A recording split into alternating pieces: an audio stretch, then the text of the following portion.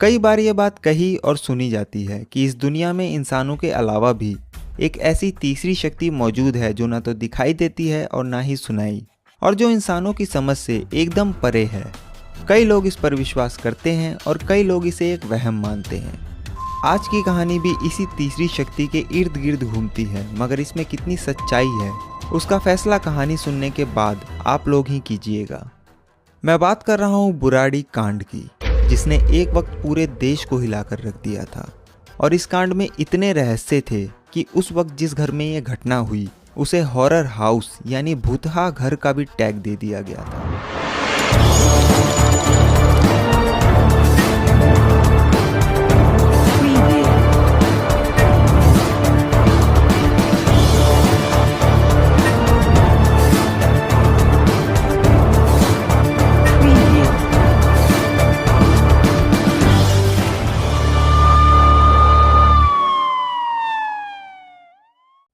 दिल्ली के बाहरी इलाके में एक जगह है बुराड़ी नाम की, और इसी बुराड़ी के संत नगर इलाके की गली नंबर 4A में एक 2 मंजिला मकान था और मकान का नंबर था 350। उस मकान में चुंडावत परिवार रहा करता था। हालांकि ये परिवार वहां पर भाटिया परिवार के नाम से भी फेमस था। अपने मकान में ही ग्राउंड फ्लोर पर इन्होंने एक जनरल स्टोर की दुकान खोल रखी थी, जिसमें कि रोजमर्रा की चीजें मिलती थी। आमतौर पर यह दुकान सुबह 5 से 5:30 बजे के आसपास खुल जाया करती थी, और जो आस पड़ोसी थे वो सुबह इसी दुकान से दूध, ब्रेड वगैरह लिया करते थे। मगर 1 जुलाई 2018 की सुबह वो दुकान अपने टाइम पर नहीं खुली। जो उस दुकान के रेगुलर कस्टमर थे, उन्हें लगा कि शायद घर के जो लोग हैं वो रात को देर से सोए होंगे, इसलिए सुबह उनकी आंख नहीं खुली। इसलिए वो लोग उस दुकान के खुलने का इंतजार करने लगे। मगर सुबह 7 बजे तक भी दुकान नहीं खुली, जिसकी वजह से दुकान पर काफी भीड़ भी हो गई। लोगों को समझ नहीं आ रहा था कि आखिर ये दुकान खुल क्यों नहीं रही, क्योंकि अमूमन ऐसा होता नहीं था। ये देखकर उनके सामने जो पड़ोसी रहते थे, उन्होंने उनके घर कॉल किया ये पूछने के लिए कि सब कुछ ठीक है या नहीं, पर किसी ने फोन भी नहीं उठाया।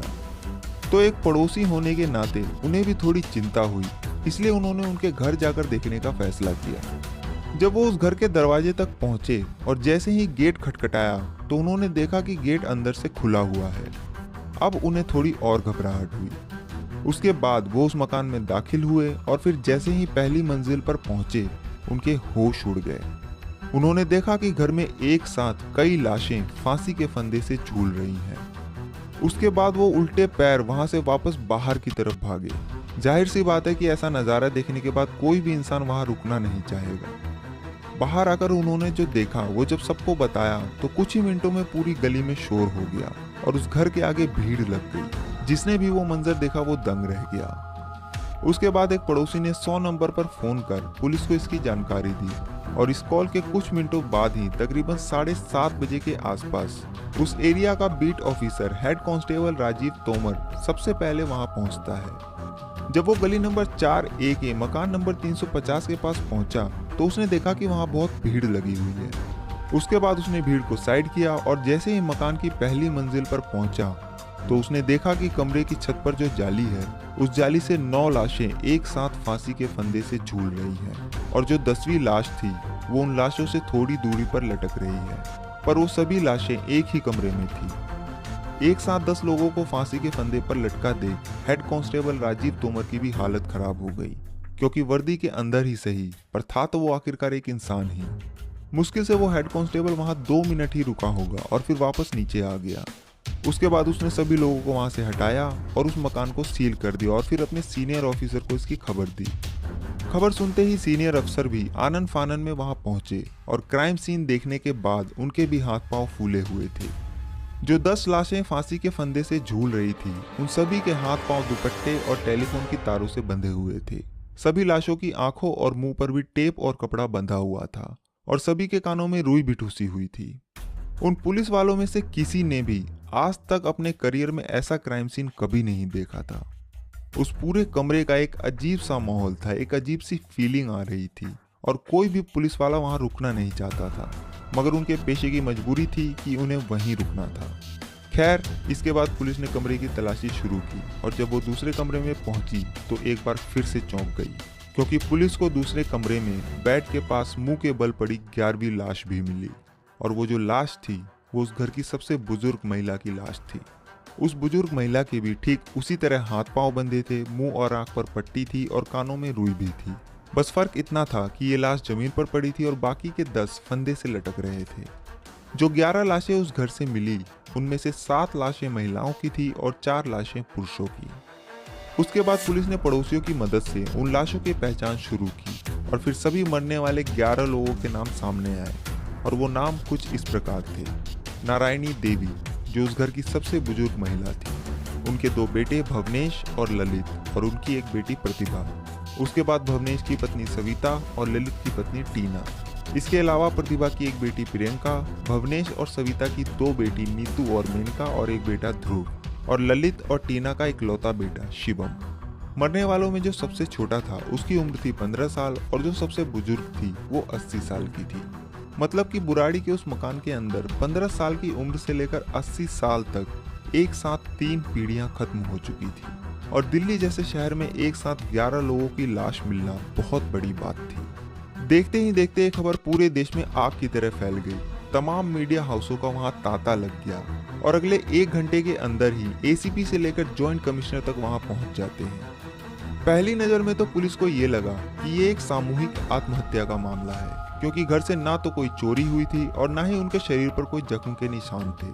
सभी महिलाओं ने जो जेवर वगैरह पहन रखे थे वो भी बिल्कुल सही सलामत थे। मगर पुलिस को ये समझ नहीं आ रहा था कि अगर ये सामूहिक आत्महत्या का मामला है तो हाथ पैर क्यों बंधे हैं, आंख और मुंह पर पट्टी क्यों है और कानों में रुई क्यों है। इसी बीच पुलिस को छत पर से कुत्ते के भौंकने की आवाज आती है और जब पुलिस ऊपर जाती है तो जिस जाली से ये लाशें लटकी थी उसी जाली में एक कुत्ता बंधा मिलता है। उस कुत्ते का नाम था टॉमी और वो उस फैमिली का 12वां सदस्य था और एकमात्र सदस्य जो जिंदा बचा था। मगर बदकिस्मती से वो बेजुबान जानवर ना तो कोई गवाही दे सकता था और ना ही कोई सबूत। तो बाद में एक एनजीओ वाले जो जानवरों की देखभाल वगैरह करते हैं वो टॉमी को अपने साथ ले गए। तकरीबन 9:30 बजे के आसपास दिल्ली की फॉरेंसिक टीम भी वहां पहुंच जाती है।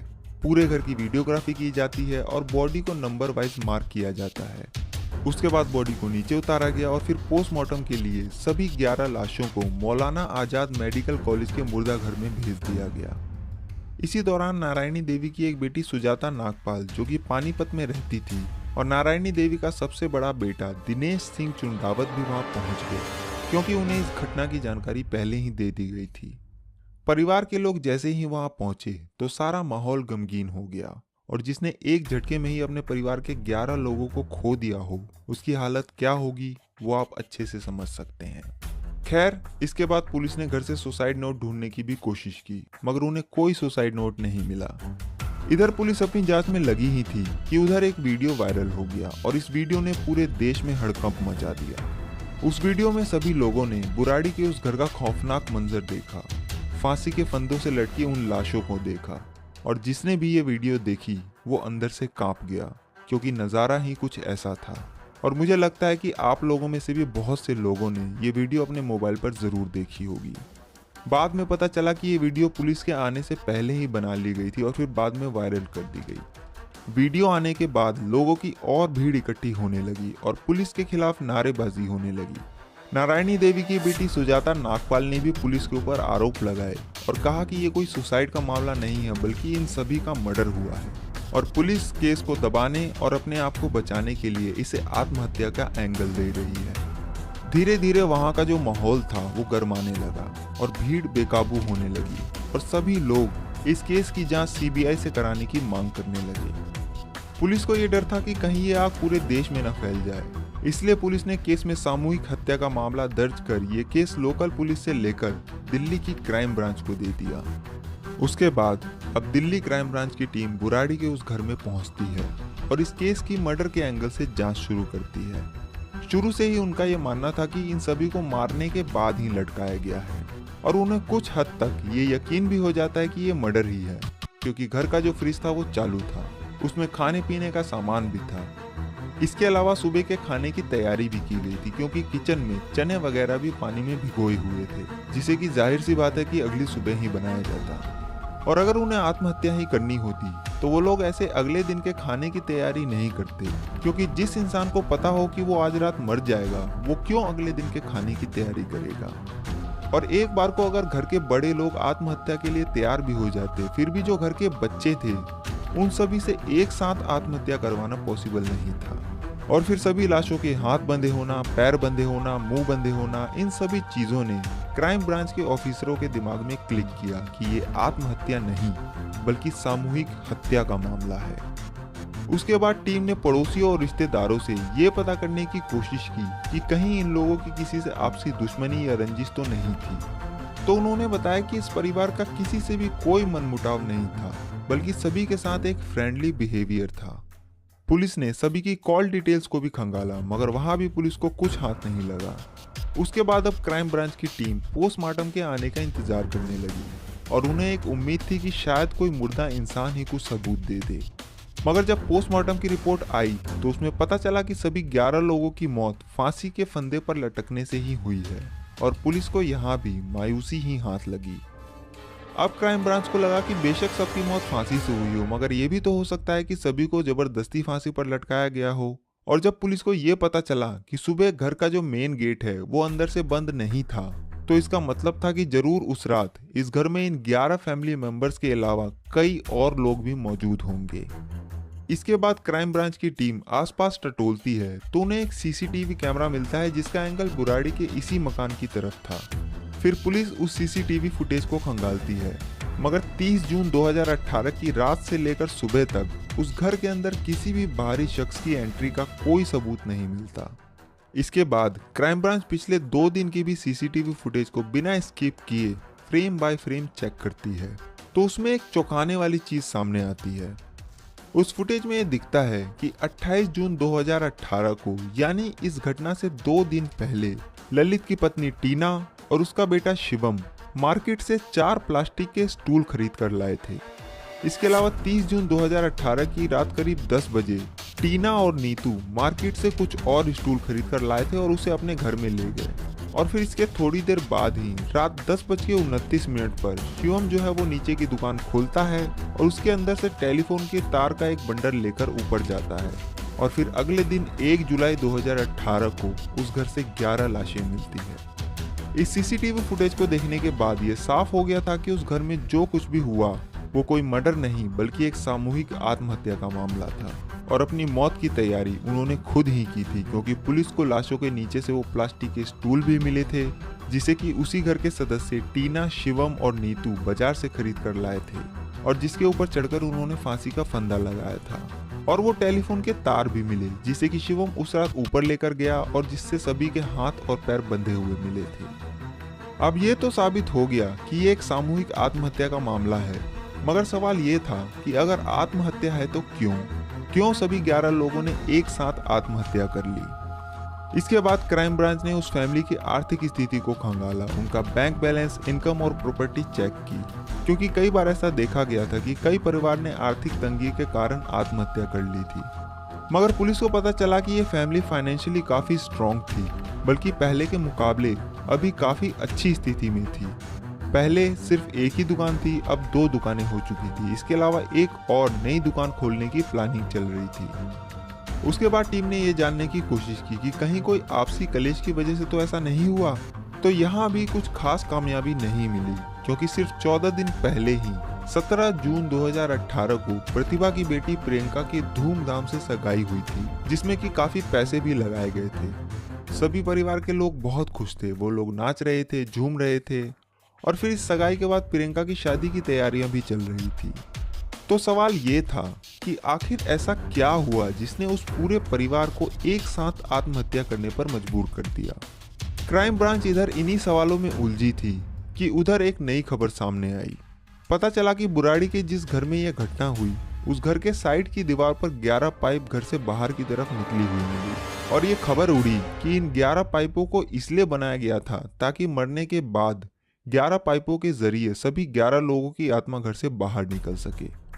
उन 11 पाइपों में से 7 पाइप नीचे की तरफ मुड़े हुए थे और 4 सीधे पाइप थे। और इत्तेफाक से मरने वालों में भी 7 महिलाएं थी और 4 पुरुष। इस खबर के आने के बाद अब उस केस में टोना टोटका और जादू मंत्र का भी एंगल जुड़ गया। इसके अलावा पुलिस को उस घर से एक हवन कुंड भी मिला था, जिसे देखकर लग रहा था कि पिछली रात जिस दिन यह घटना हुई उसी रात कोई हवन वगैरह भी किया गया था। तो इन सभी चीजों ने मिलकर बुराड़ी के उस घर को एक तरह से भूतहा टाइप बना दिया था और वहां रहने वाले लोग अब उस घर के आसपास आने से भी डरने लगे थे। मगर पुलिस और हमारा कानून इन सब चीजों में विश्वास नहीं करता और क्राइम ब्रांच की टीम अब भी इस पहेली को सुलझाने की कोशिश कर रही थी। पर जैसे जैसे वक्त बीत रहा था ये रहस्य और भी गहराता जा रहा था कि आखिर इस परिवार में सब चीजें 11 ही क्यों थी।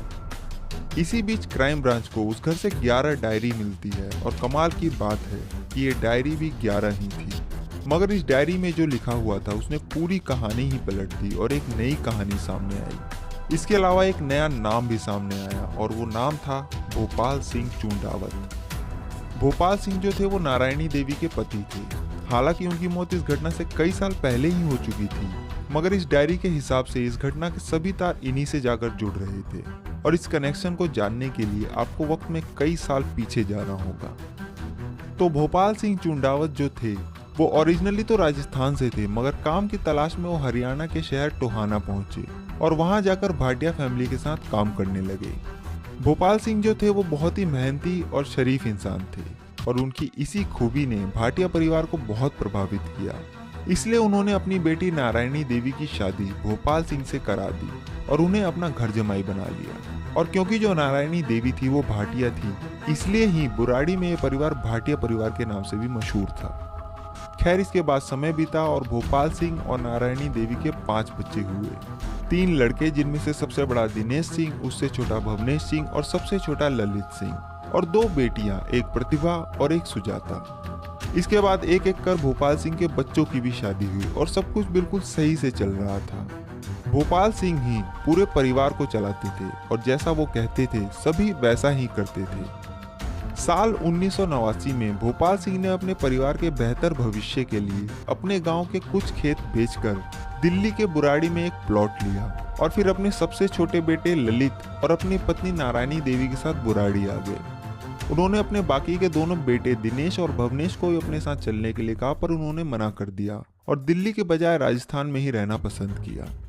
पर बाद में भोपाल सिंह के बुलाने पर उनका एक और बेटा भवनेश भी साल 1993 में दिल्ली के बुराड़ी के उस मकान में शिफ्ट हो गया।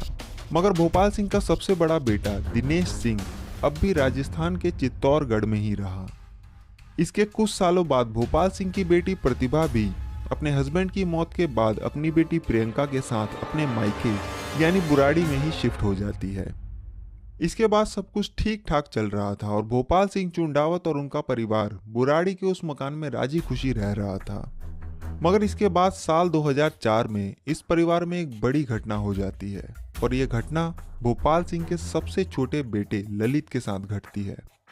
होता यह है कि जो ललित है वो शाहदरा के एक प्लाईवुड की दुकान में काम करता था। 26 मार्च 2004 को ललित की अपने मालिक के साथ पैसों को लेकर कुछ अनबन हो जाती है और फिर यह अनबन मारपीट में बदल जाती है, जिसके बाद वो लोग ललित को दुकान के अंदर लॉक कर देते हैं और फिर बाहर से उस दुकान में आग लगा देते हैं।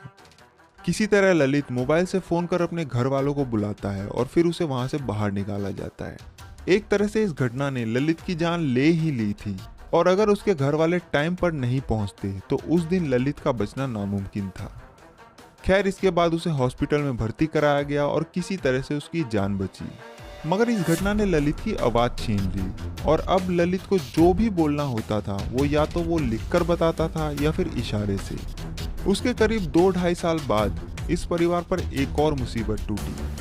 6 अक्टूबर 2006 को इस परिवार के मुखिया भोपाल सिंह चुंडावत की भी अचानक मौत हो गई और इस चीज ने पूरे परिवार को तोड़ कर रख दिया। मगर फिर परिवार धीरे धीरे संभला और अब पूरा चुंडावत परिवार भगवान की भक्ति में लीन हो गया। परिवार के सभी लोग पूजा पाठ करने लगे, उन्होंने मीट मच्छी खाना भी बंद कर दिया और हर रोज रात को घर में कीर्तन भी होने लगा था। मगर एक दिन बहुत ही चौंकाने वाली और अजीब चीज हुई। हुआ ये कि रोज की तरह रात को घर में कीर्तन चल रहा था। परिवार के सभी लोग कीर्तन में एक साथ मिलकर हनुमान चालीसा का पाठ कर रहे थे। इसी बीच हनुमान चालीसा पढ़ते पढ़ते अचानक से ललित की आवाज वापस आ गई और वो भी हनुमान चालीसा पढ़ने लगा।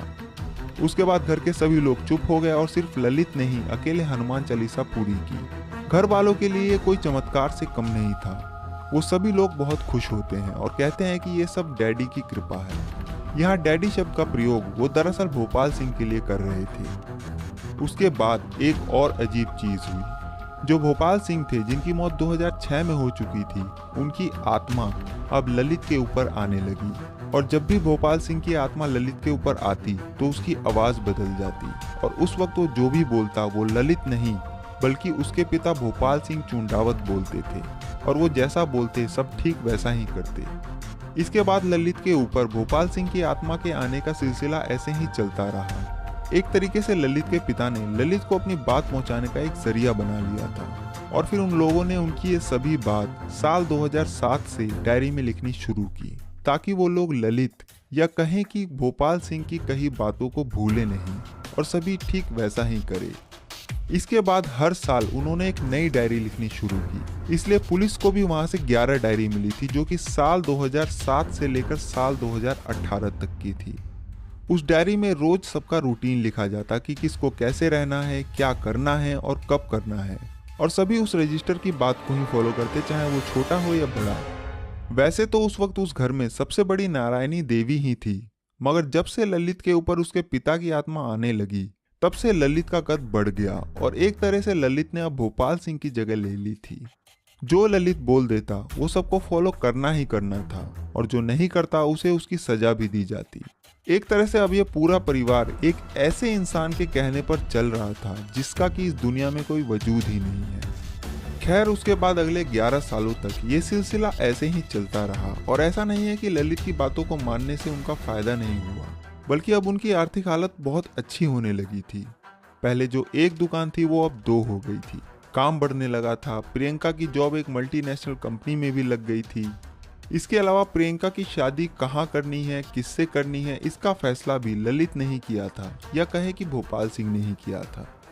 24 जून 2018 को, जिस दिन ये डायरी आखिरी बार लिखी गई और बुराड़ी कांड से 7 दिन पहले, ललित के ऊपर एक बार फिर उसके पिता भोपाल सिंह की आत्मा आती है, और वो कहते हैं कि आज से अगले 7 दिनों तक सभी लोगों को बड़ पूजा करनी है, और ये पूजा रात को 12 बजे के बाद करनी है। बड़ पूजा में घबराना नहीं है, चाहे धरती हिले या आकाश, ये भ्रम पैदा करती है। बच्चों को समझाना है कि वो मानसिक जाप करे। ईश्वर को लगना चाहिए कि तपस्या सच्ची है। आंख और मुंह में गीली पट्टी लगानी है और कानों में रुई लगानी है, ताकि कोई चीज तुम्हें विचलित ना कर सके। बंधन मजबूत होने चाहिए। गले में बंधन बांधने का काम एक व्यक्ति का ही होगा। जब तक जाप खत्म नहीं होता, ललित सबकी सुरक्षा का काम करेगा। नारायणी देवी की उम्र ज्यादा है और वजन भी ज्यादा है, इसलिए वो ये क्रिया जमीन पर लेट कर ही करेगी। वीरवार या शनिवार को आऊंगा, तैयारी पक्की रखना। 7वें दिन एक जल की कटोरी बाहर रख देना। जब जल का रंग बदल जाएगा तब मैं आऊंगा। ललित के जरिए भोपाल सिंह की ये बात सुनने के बाद सबने वैसा ही किया, और पुलिस इन्वेस्टिगेशन में भी ये बात सामने आई कि मौत से पहले पिछले कुछ दिनों तक हर रात इस घर में कोई खास पूजा चल रही थी।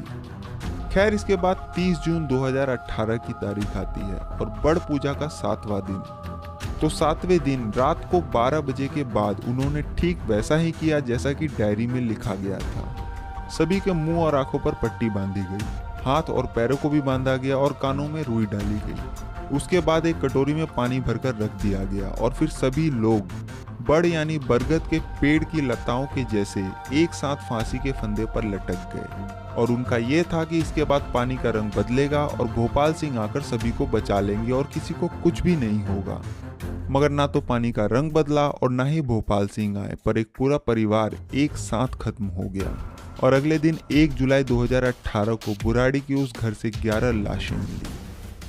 बाद में जब क्राइम ब्रांच ने सभी लोगों की साइकोलॉजिकल ऑटोप्सी कराई, जिसमें कि ये पता चलता है कि मरने से पहले मरने वाले के दिमाग में क्या चल रहा था, मरने से कुछ घंटे या कुछ दिन पहले उसके बिहेवियर में कोई बदलाव आया था या नहीं, क्योंकि जिस इंसान को आत्महत्या करनी होती है वो मरने से पहले कुछ भी सोचना या समझना बंद कर देता है। उसे इस चीज से कोई मतलब ही नहीं होता कि दुनिया में चल क्या रहा है। एक तरीके से उसका दिमाग बिल्कुल जीरो हो जाता है, और साइकोलॉजिकल ऑटोप्सी से यही बदलाव देखने की कोशिश की जाती है कि क्या वाकई में वो इंसान सुसाइड करना चाहता था या नहीं। तो उस रिपोर्ट में भी यही बात सामने आई कि इन 11 लोगों में से कोई भी सुसाइड नहीं करना चाहता था, और शायद इसलिए ही फ्रिज में सामान भी था, किचन में चने भी भिगोए गए थे और सुबह के नाश्ते की तैयारियां भी की गई थी। ये 11 डायरियां इस केस में बहुत अहम साबित हुई और अगर ये डायरियां नहीं मिलती तो शायद बुराड़ी के उस घर का ये राज कभी दुनिया के सामने आता ही नहीं। पर क्योंकि जो मॉडर्न साइंस है वो भूत प्रेत या आत्माओं पर विश्वास नहीं करता और बाद में जब कई दिमागी एक्सपर्ट्स और डॉक्टरों ने इस केस को और गहराई से खंगाला तो इस रहस्य की एक और नई थ्योरी सामने निकल कर आई। उनके हिसाब से उस घर में ये सब चीजें तब बदली जब 2004 में ललित को आग में जलाकर मारने की कोशिश की गई थी और जिसमें उसकी आवाज चली गई थी। इस घटना में ललित के सर पर भी बहुत चोट आई थी। एक्सपर्ट्स के हिसाब से इस तरह की घटना इंसान के दिमाग पर बहुत असर डालती है और ललित के दिमाग पर भी इस घटना ने इतना असर डाला कि वो कई बार गलत और सही में फर्क भूल जाता था। और फिर अचानक से 2006 में पिता की मौत ने भी ललित के दिमाग पर बहुत फर्क डाला क्योंकि ललित का अपने पिता के साथ बहुत ज्यादा लगाव था। उसके बाद फिर उसके पिता की आत्मा का उसके ऊपर आना और जाना, ये सब कुछ दरअसल ललित के दिमाग की ही उपज थी और ये सब कुछ ललित का ही कराया था। पुलिस ने भी अपनी इन्वेस्टिगेशन में ये पाया कि जो लाशें उस घर से मिली उन सभी लाशों के हाथ पैर बहुत अच्छे से बंधे थे, मगर जो टीना थी जो कि ललित की पत्नी थी उसके हाथ अच्छे से नहीं बंधे थे और ललित के हाथ भी खुले हुए थे। इसका मतलब था कि ललित को सब कुछ पता था और सबसे लास्ट में ललित ही मरा था। इस घटना ने उस वक्त लोगों के अंदर बुराड़ी के उस घर को लेकर एक डर का माहौल बना दिया था, मगर फिलहाल अब उस घर में किराएदार आ चुके हैं और अब धीरे धीरे सब कुछ नॉर्मल हो रहा है। मगर आज भी बुराड़ी के उस घर को लेकर कई सारे रहस्य जुड़े हैं कि क्या वाकई में ललित की आवाज चली गई थी या फिर वो सिर्फ नाटक कर रहा था, और क्या वाकई में उन 11 पाइपों को सभी की आत्माओं को बाहर निकालने के लिए ही बनाया गया था, और इसका जवाब किसी को नहीं पता। Like, comment, and subscribe.